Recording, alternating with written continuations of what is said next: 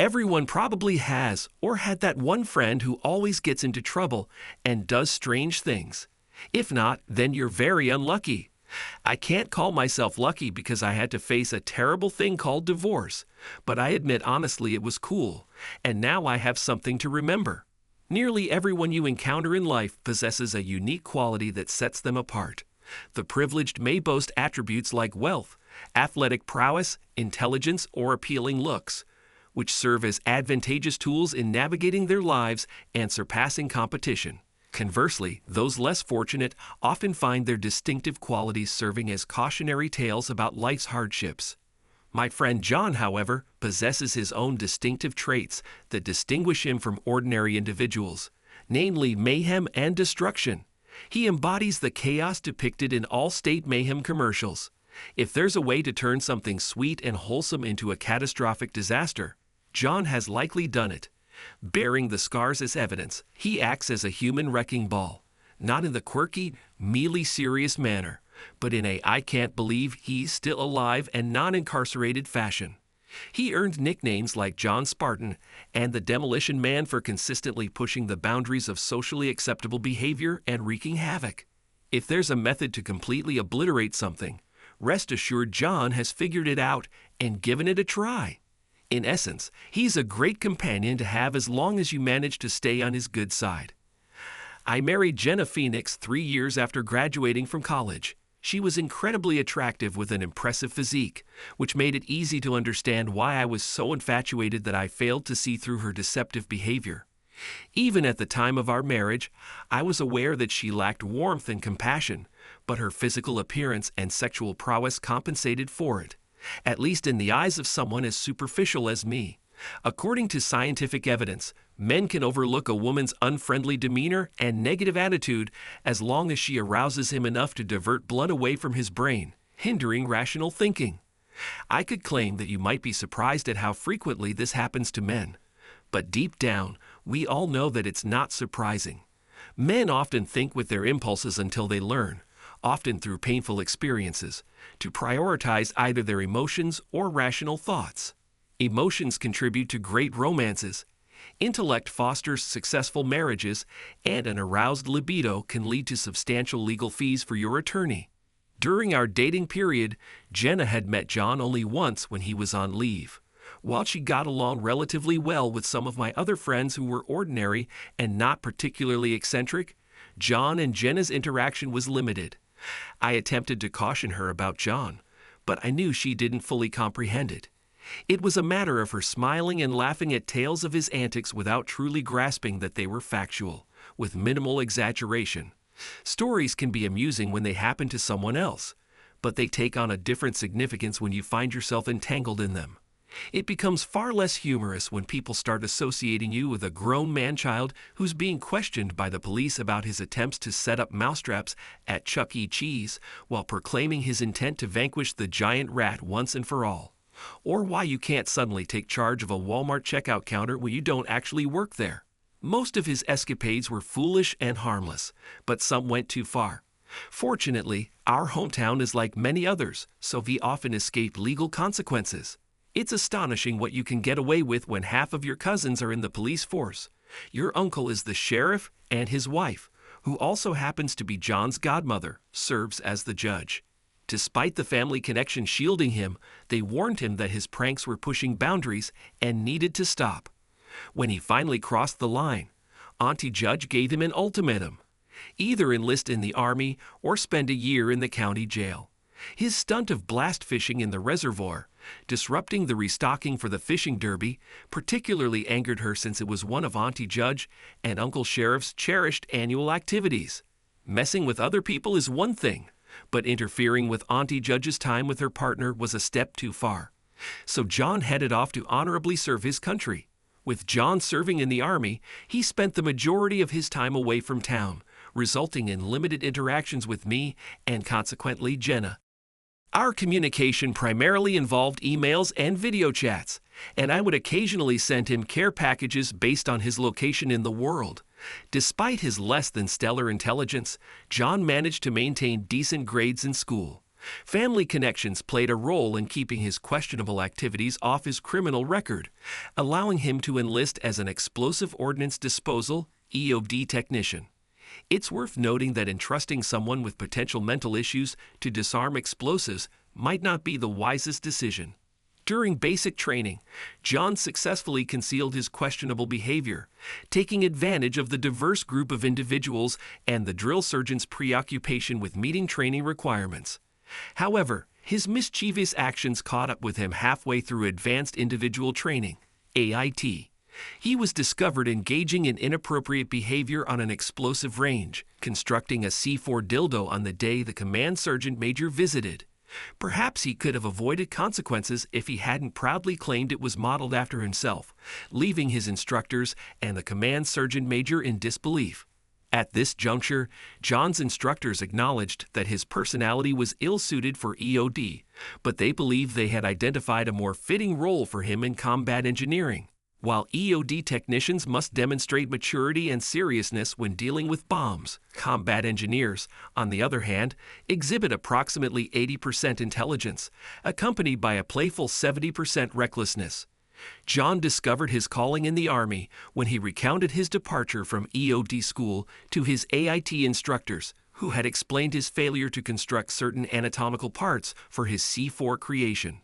Despite the unconventional nature of his experiences, John felt a sense of belonging, especially when directed to add more explosives to his concrete charges with the rationale of avoiding the inconvenience of returning unused materials.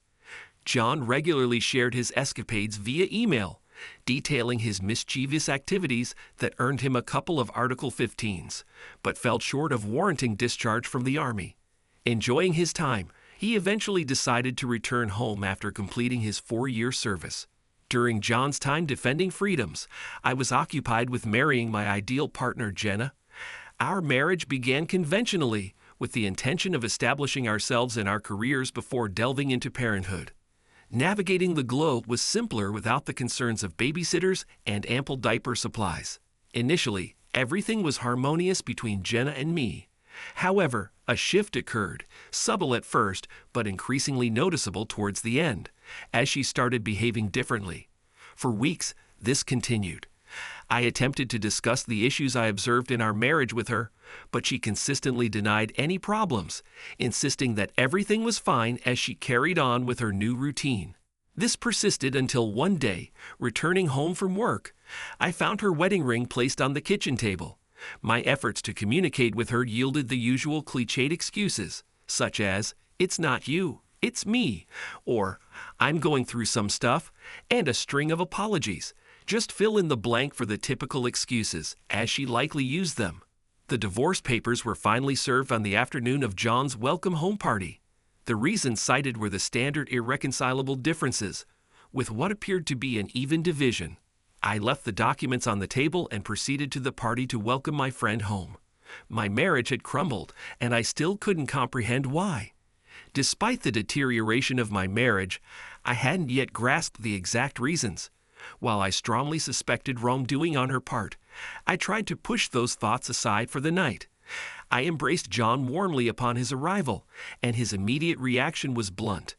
"What the hell is going on with you? It's nothing. Don't worry about it. We're here to celebrate your return." I reassured him while handing him a drink. "Happy to have you back, buddy." He gave me a skeptical look.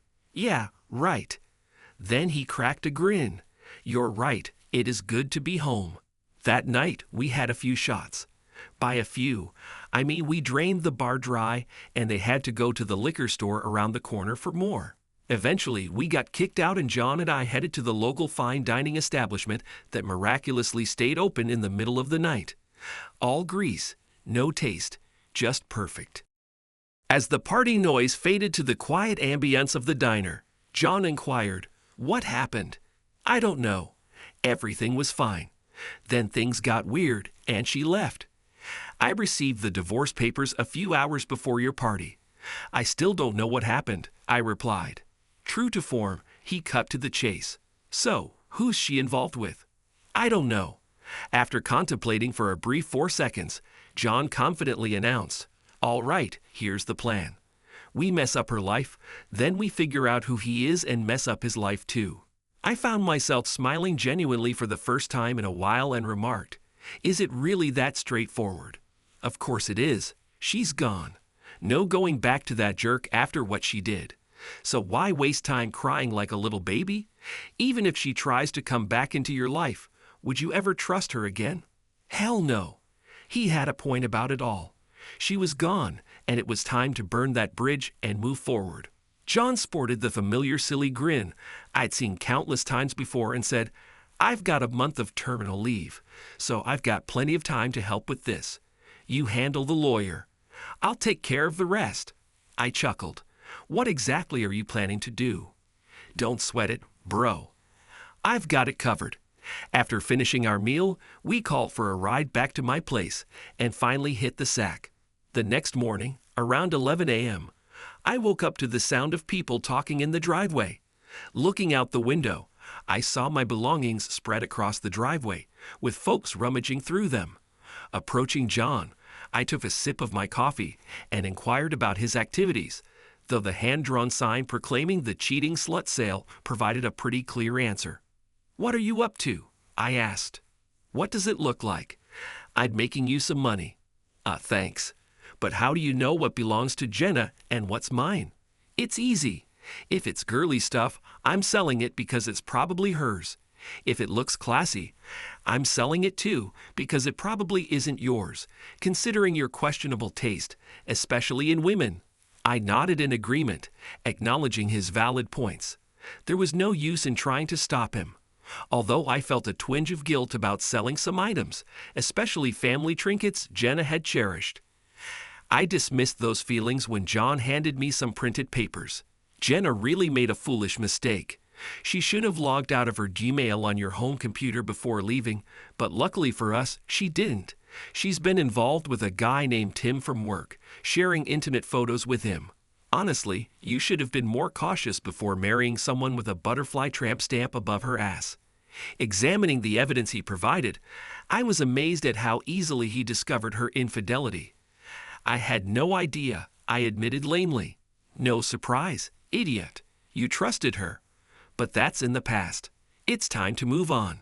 I shrugged and negotiated with a woman over the price of Jenna's wedding dress. She was thrilled when I counter-offered, reducing the original price from $500 to $20. It may have been unwise to reveal my satisfaction, but I looked forward to telling her one day that it sold for $20 as a satisfying gesture.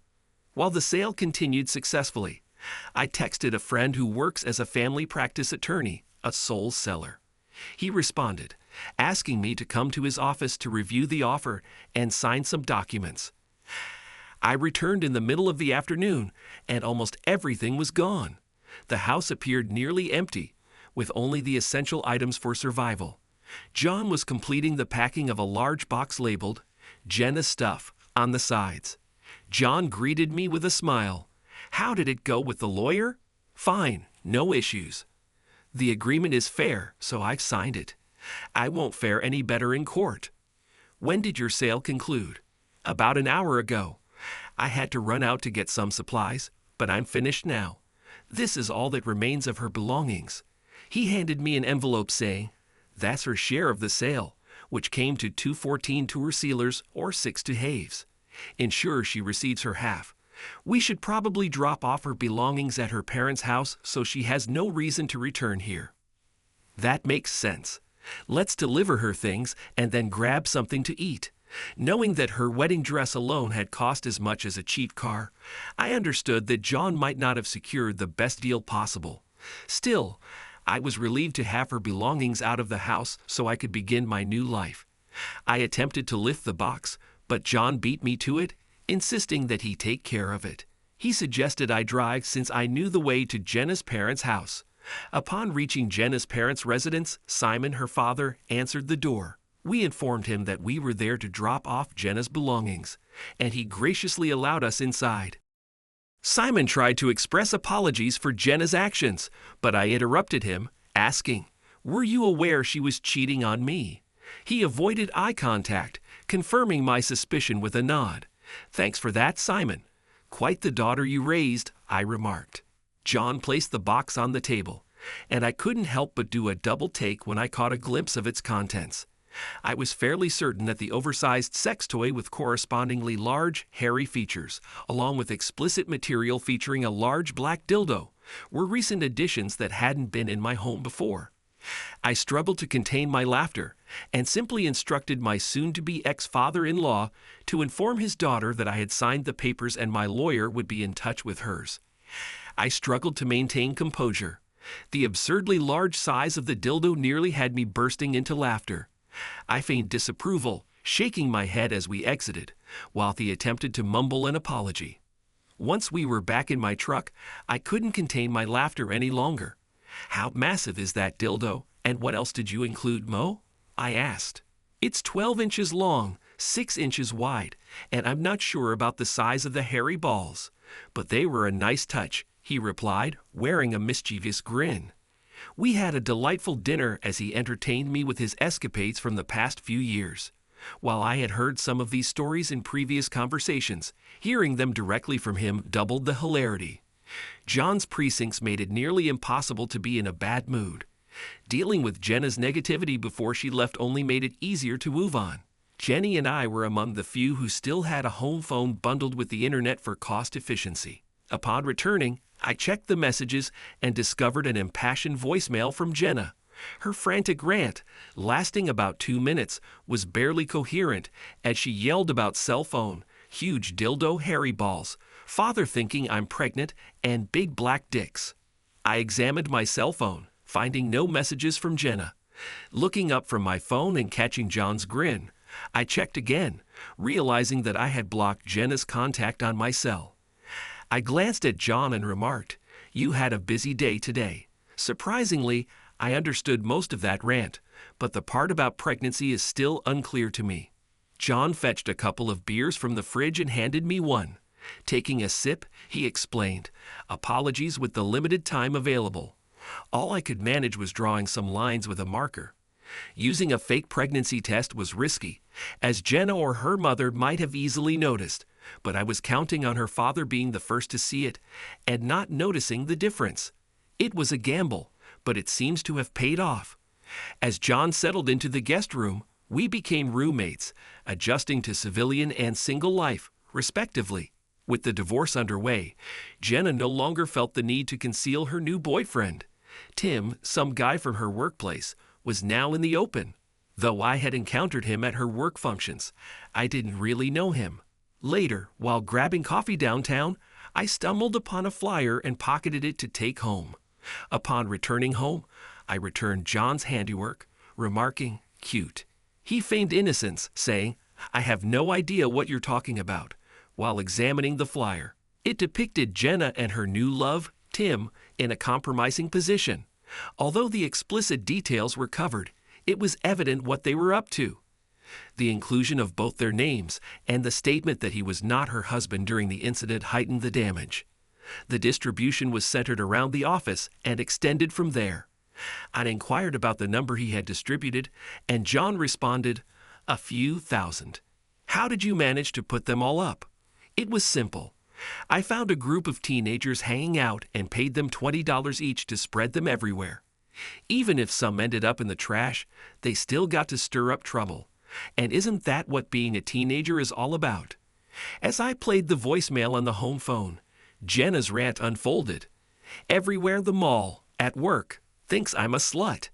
It was easy to follow her tirade this time, mainly because I just didn't care anymore. However, when she mentioned a homeless guy with a sign, I gave John a questioning look. John handed me a beer and then showed me a video on his phone of a man who appeared homeless twirling a sign that read, "A cheating slut lies here." Taking a sip of his beer, John remarked, "Vaughn isn't homeless. He's a new friend of mine from the VFW, and his wife left him while he was in Afghanistan. He was pretty happy to embarrass a cheating slut, even if it wasn't his own." Meanwhile, the divorce proceedings were moving forward, and Jenna's lawyer reached out to mine regarding halting the alleged harassment. My attorney dismissed the claims, stating I had no knowledge of what she was referring to. Furthermore, my lawyer hinted at countering by changing the divorce grounds to adultery if Jenna continued to defame me. Although I contemplated switching the reason from irreconcilable differences, I opted for a quicker resolution without jeopardizing better terms. The threat proved effective, and Jenna backed off. A few days later, another ranting message included phrases like fucking cowbell, assholes, Game of Thrones, High Sparrow, shame. Deciphering the meaning had become part of the entertainment. This time it appeared more straightforward. As usual, John handed me a beer and started the video. So Dwan's girlfriend Maria got wind of the situation through Dwan. Maria, still harboring resentment from being left by her ex-husband during pregnancy, sought a way to contribute as a form of therapy for herself. The video was amazing. The room echoed with Maria's boisterous voice as she rang her bell. Dwan, dressed in tattered clothing, resembled Ricardo Montalban, portraying the High Sparrow, observing with a judgmental gaze. Jenna appeared embarrassed, while Tim seemed like he wished he were anywhere else. Taking a sip, I inquired, "Where did this take place?" John chuckled. "Dan Red Lobster." Having another sip, I questioned, "So did anyone end up getting undressed?" Slamming his hand on the table, John exclaimed, "Shit, I knew I forgot something. I suppose we'll have to go witness some exposed breasts to make up for it." "Your reasoning is flawlessly sound, my friend. Let's go," I responded, grabbing my keys as we made our way to the local gentlemen's club to remedy John's nudity mishap. While observing the captivating dance performance, I inquired about the conclusion. He replied, "I'll let it go when the divorce is finalized. Until then, I couldn't care less." The stunning dancer named Ebony flashed a smile at John as we tucked cash into her thong. Despite claims that there's no intimacy in the champagne room, John insists otherwise. However, his admission came to a halt when two imposing bouncers banned him from the club for a month due to his indiscretions with Ebony. As we exited the club, John confessed, "I think I'm in love." I couldn't fathom how he ended up in her car, especially with his rant about fucking mothballs. After struggling to comprehend his bizarre statements, I eventually gave up. With a sly smile, he shared, "Did you know that red bell peppers start smelling like mothballs if they sit for long? The internet is an incredible source." "I agree," I responded, finishing my beer. "You've been lenient on Tim so far." "I don't doubt your wit. Just making an observation. Maybe I have, but he's had to change his cell phone 3 times this month. Apparently he's quite popular on Grindr, Scruff, Jacked, Hornet, and FarmersOnly.com. Farmers only? Don't discriminate. Even gay farmers deserve love." Handing him another beer, I said, "Indeed, may they find the love they seek amidst the wheat." A week later, John's uncle, the sheriff, paid us a visit. Since I had a good rapport with his family, I welcomed him inside and offered him a beer. Sipping his drink, the sheriff inquired, "Where can I find my nephew today?" "He jetted off to Mexico with his new girlfriend last Friday for the week." "Interesting, so he's not around here?" "No, sir, he's been away for days." "What's going on?" Just then the phone started ringing. The sheriff turned to me, asking, "Are you going to answer that?" "Nope, just preserving the evidence of my ex's unstable mind," I replied, taking another sip as the voicemail began its rant. Lawn problems, work complaints, brown grass, accusing me of being a cheating whore. After swallowing, I remarked, "I assume my wife's workplace has some issues with their lawn."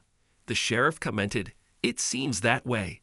They insisted it was John, but he appears to have a solid alibi. Why don't you give him a call, and we can verify his whereabouts and settle this now?" I called John, and a familiar voice answered, saying, "Hi, John's occupied at the moment. Can I assist you?" The passionate sounds that followed, like, "Oh baby," right there, so good, provided a clear idea of John's current activities. The sheriff took it humorously, asking, "Where's John now, sweetheart?" "Oh damn, he's inside me right now." I couldn't contain my laughter, and neither could the sheriff. Chuckling, he inquired, "Sweetie, are you two in Mexico or still in town?" Even though John had taken the phone, we could still hear the sounds of physical contact. "We're in Cancun, Uncle Sly, just enjoying the local sights." I'll email you my flight details shortly. Whatever it was, probably just some rowdy teenagers. I have to let you go. I'm quite occupied right now. Goodbye. The sheriff returned my phone, finished his beer, and left, laughing to himself, muttering in me. The divorce's end date had arrived. I was a free man. More importantly for Jenna, this marked the conclusion of John's games. It was a delightful Sunday, and we were just about to enjoy the first afternoon game. Taking a seat on the couch, I handed John a beer. Thanks, pal. I'm grateful for your assistance. It's time for everyone to move forward. Not quite yet. One more to tackle. We need to finish on a positive note. Can you top what you've already accomplished? Placing his hand over his heart as if offended, he responded, "My dear sir, your lack of faith wounds me deeply." That didn't unsettle me. It was the sinister grin that sent a shiver down my spine. How bad is this going to get?